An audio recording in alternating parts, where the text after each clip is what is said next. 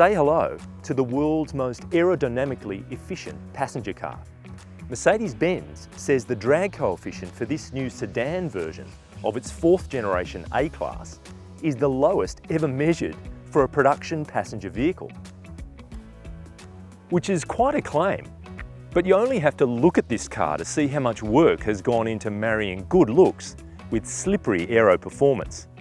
Launching with 2 variants, the A200 we're driving today at close to 50k before on-road costs, and an entry-level A180 arriving in just over a month's time at just under $45,000, the A-Class sedan is substantially longer and fractionally taller than its hatchback sibling.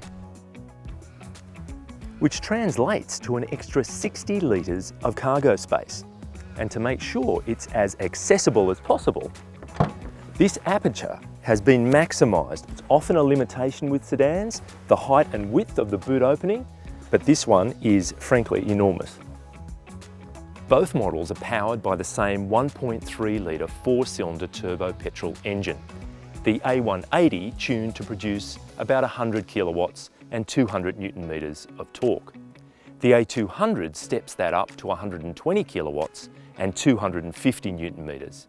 Both send drive to the front wheels through a 7-speed dual-clutch automatic transmission. But before we take a look inside, remember, for all the detail on safety tech, standard features and more, you can read my full written review at carsguide.com.au. And if you enjoy the video, make sure to hit subscribe so you can stay on top of all our latest videos. The A-Class sedan driver is presented with the same sleek widescreen display as is found in the hatch. 2 10.25-inch screens joined together with instruments and vehicle data on this side, navigation, media, etc. on this side. And it's worth mentioning that Apple CarPlay and Android Auto are both on board. But the big question is whether or not this car's extra length means more than just extra space in the boot. Is there actually more leg and headroom for passengers in the back seat? Let's find out.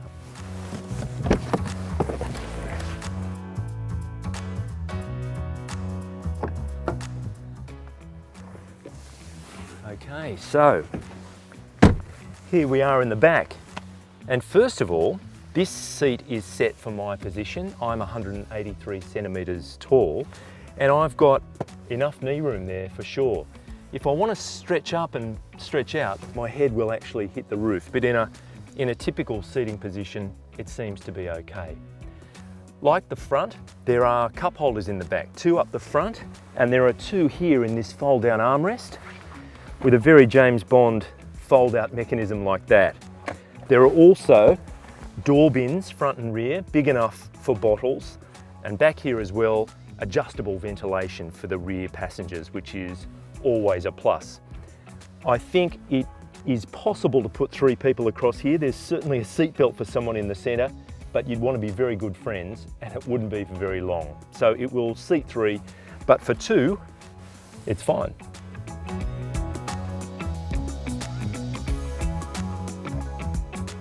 So we're in the A200, and let's talk about acceleration first of all. And it's pretty good. We're not in performance car territory, don't get me wrong, but we've been out on the open road in rural Victoria today for a couple of hours, and there's enough in reserve for easy overtaking on the highway. You've got maximum torque coming in just a bit above 1600 RPM, so there's plenty low down. That's pretty typical of one of these small turbo engines. So not a powerhouse, but it's certainly not breathless either. It's got plenty to be going on with. The transmission, it's a 7-speed dual clutch, and sometimes you can get a bit of clunkiness with the dual clutch transmissions. Not so in this one. It's been smooth in terms of its changes, doing it itself, switch over to manual, and it's nice and sharp. And even in parking maneuvers, you're not getting any of that clunking, shunting that you sometimes get. It's really pretty impressive. And then in terms of the chassis, the ride comfort is really good. I think a hallmark of a small car that rides well is that it feels bigger than it is, and that's how you feel behind the wheel of this car, as if you're actually driving something with a longer wheelbase. It's very composed. Even over bumps like that one we just hit, it would have been a lot worse in some other cars of this size.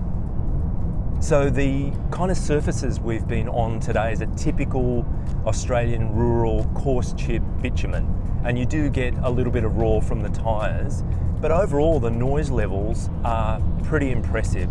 It's a quiet car, and we've spent a couple of hours non-stop, and these front seats anyway are super comfortable. Not a twinge, no soreness, no aches, and nicely supportive when you're sweeping through the bends. So a lot to recommend them as well.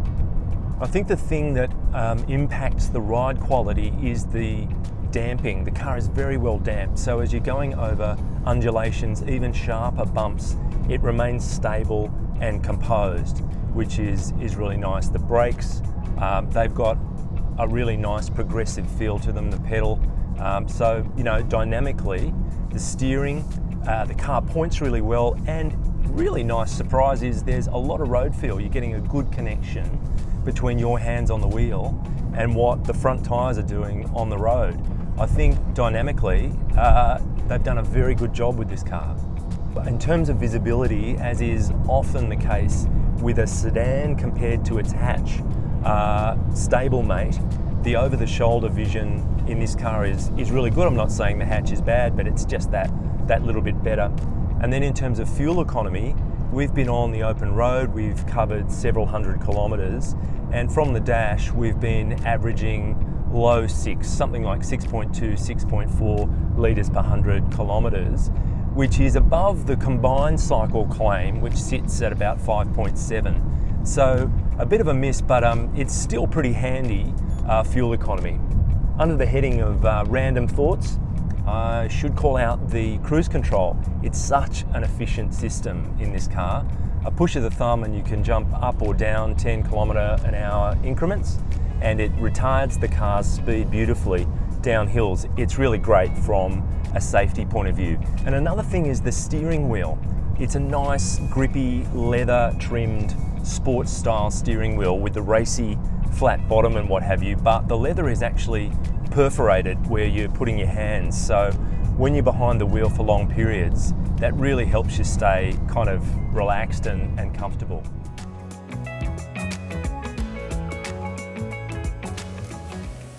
Mercedes-Benz knows its way around a sedan, and this A-Class is a well-equipped, comfortable and efficient city-sized four-door.